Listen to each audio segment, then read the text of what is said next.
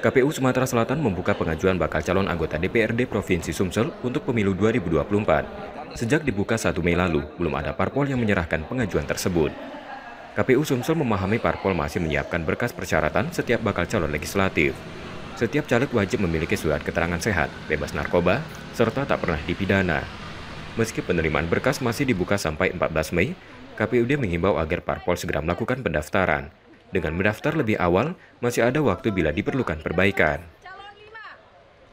Jadi resikonya bagi partai politik yang mendaftar di last minute tentu tidak ada lagi ruang untuk pengembalian kalau dia di last minute. Jadi kalau memang berkasnya tidak lengkap, yang akan kami kembalikan dan partai politik tersebut dipastikan tidak bisa mendaftarkan bakal calon legislatif.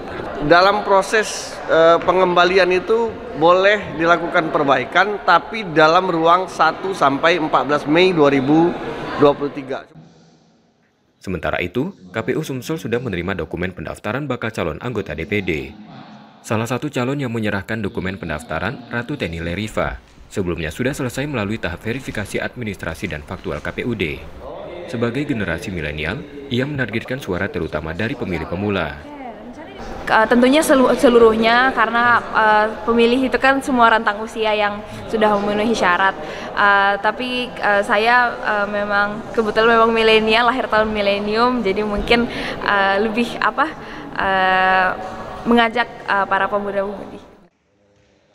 KPUD telah menyatakan 22 bakal calon DPD Provinsi Sumsel yang dinyatakan memenuhi syarat untuk pendaftaran pada pemilu 2024. M. Rizky Nurmizan, Kompas TV, Palembang, Sumatera Selatan.